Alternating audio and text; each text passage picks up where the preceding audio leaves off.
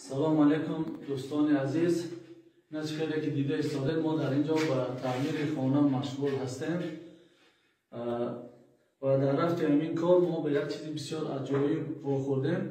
وقتی ما همین درهای خانه رو میکندیم در زیر در این همین چیز پنهان کرده شده بود و از خیلی که دیده استاده این رو از چند شخصان ما پرسیدیم این چی هست. گفتن که این شخصیت رو کیم کدام جادوگری بدبخت جادو کرده است.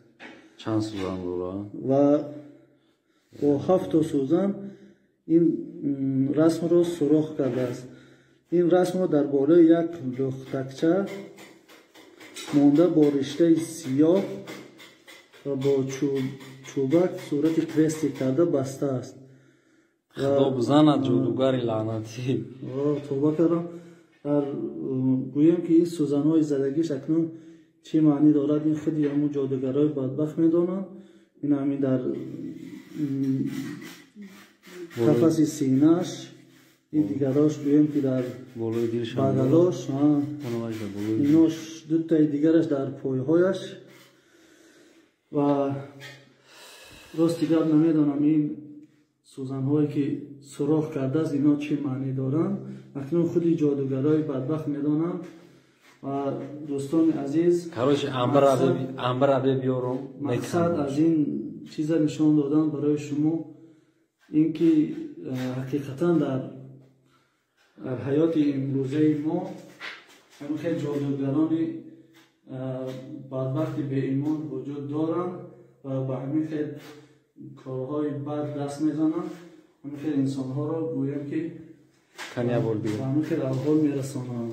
صورتی همون رو میشوده یکون که از میشنوزش و کاروش فکرم در روی سایو زیرستگی نمیدونم کدام وقت شدگی باشد. خیلی که دیده استادید شریف بیا تو هم بیم بچه یا بالا بیم نگاه کن شریف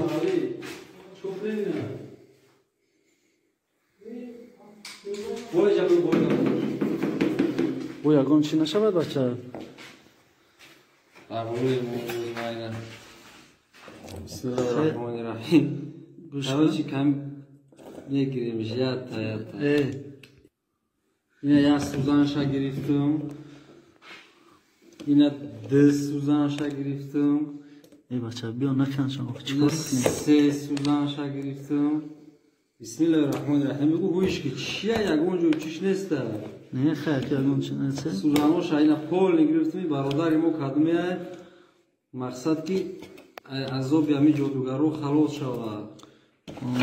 اینا سوزنشا گرفته نه کرس شام میکنه موزی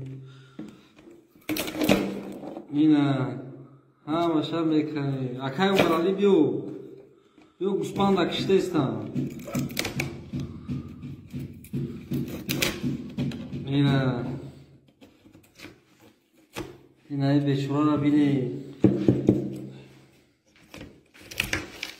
اینا لخکک بو صورت تختاب بسر با مکی را بزنم نه مون از چیکار دستوش هم میکنم.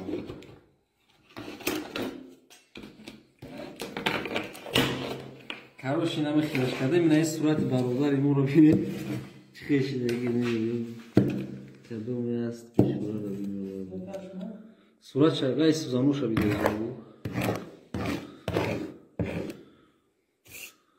کاروش کو توکلی هم اینا کاروش هم میره همون مایده کرده موسیده یه توکلی میشن میره